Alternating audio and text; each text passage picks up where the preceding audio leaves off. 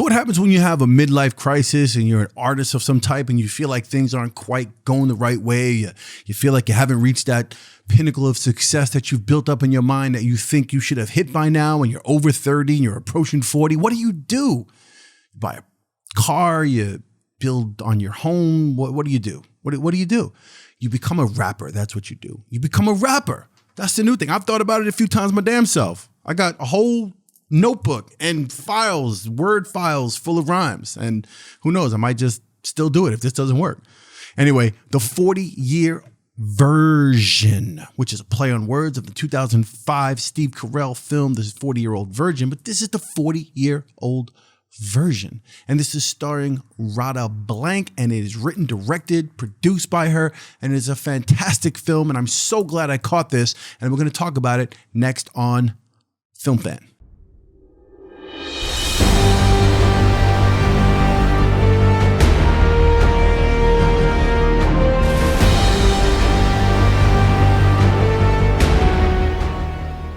Welcome to Film Fan, my channel where I discuss all things film and film related, if that is also your thing.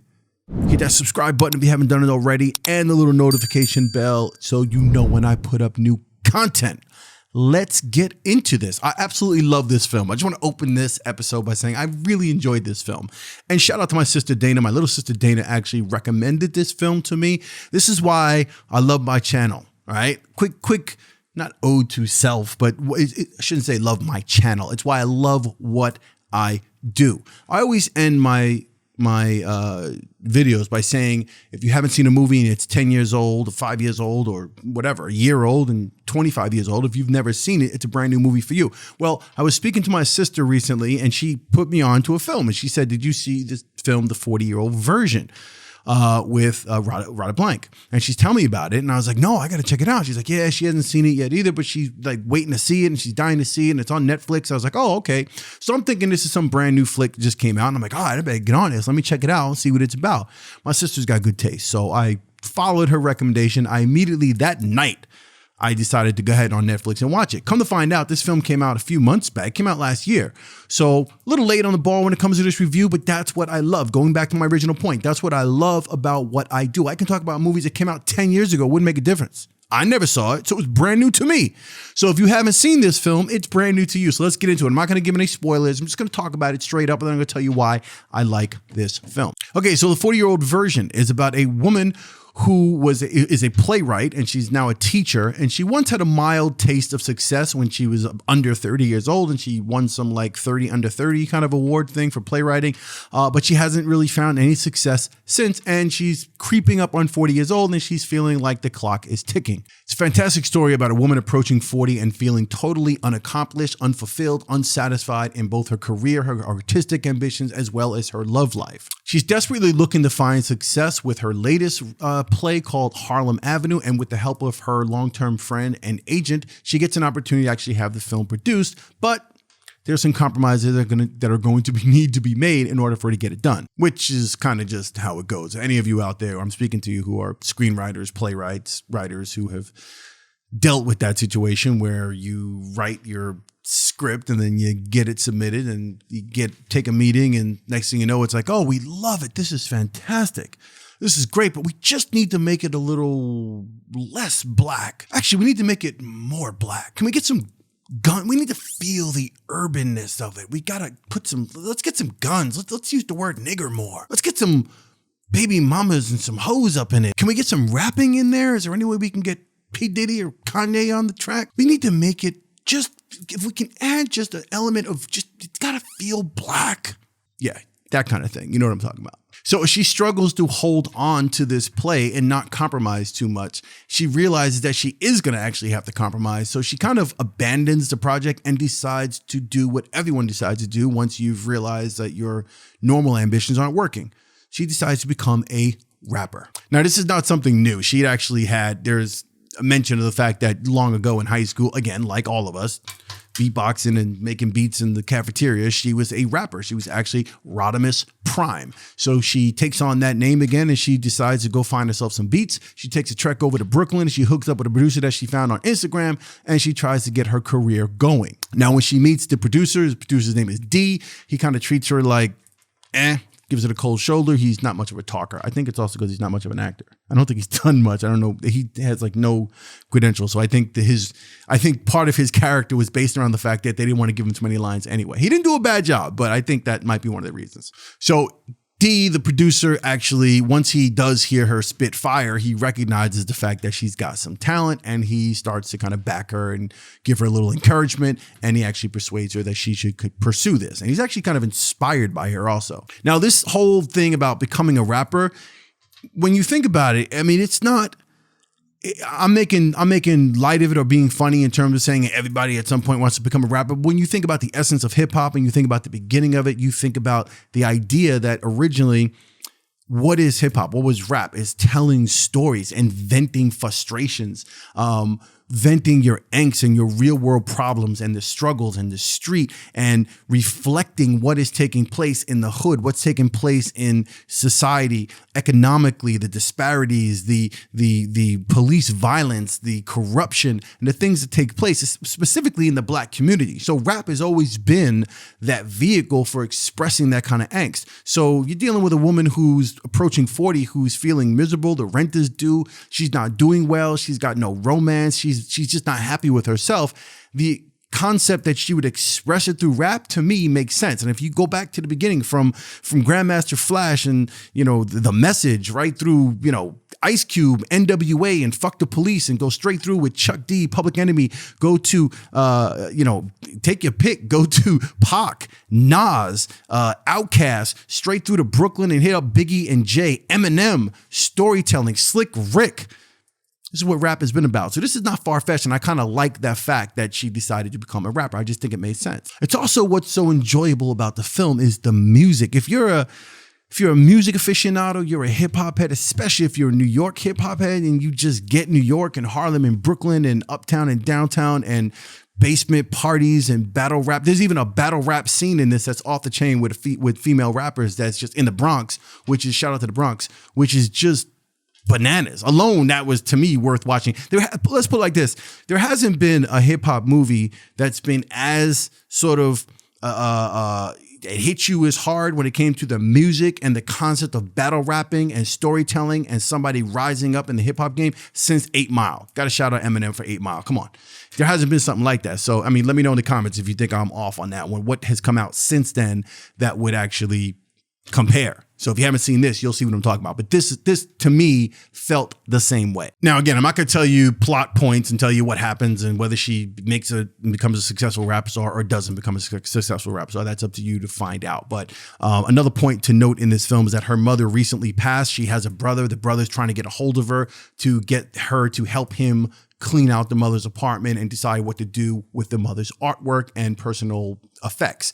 Her mother was apparently a painter and artist as well and had dreams of being a successful artist. She moved to New York to be an artist, and those dreams were never really realized. And early on, you see Radha purposely avoid phone calls from her brother. She doesn't catch up with him. It's not till like the third act, like late in the third act, before she actually catches up with her brother and actually goes to her mother's apartment. So throughout the whole film, she's really avoiding her brother and having to deal with her mother.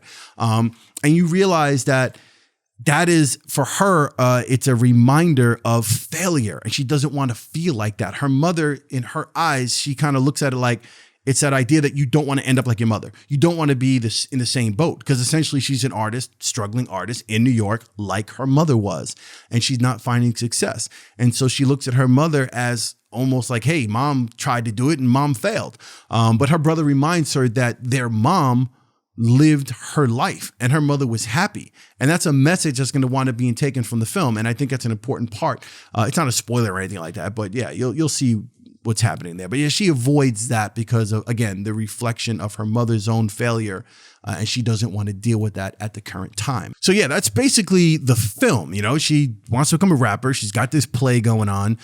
She does wind up getting the play made. There is a lot of compromise involved here. There's some really funny scenes with the white folk in this and the behind the scenes white play, New York drama society. And there's a scene where there are some white women talking about they're doing fences. They're doing the multiracial fences. I damn near shit a brick when I was rolling. I actually watched that scene a couple times. That's how fucking funny I found that. So, and that's just one of the sort of references. There's a bunch of shit going on behind the scenes, and it's really, and the compromise that's trying to be made here. It also touches on Black artists dealing with other Black artists and trying to get your material through Black theater clubs like Ujoma Theater, which is actually a theater in Harlem, but I think she changes the name and for the sake of the whatever, innocent. But yeah, she's referencing like Black theater. She goes to a Black theater and tries to have a Black theater do her work, and that doesn't quite work out. And then she's dealing with the white people, and that's turning into a real mess. But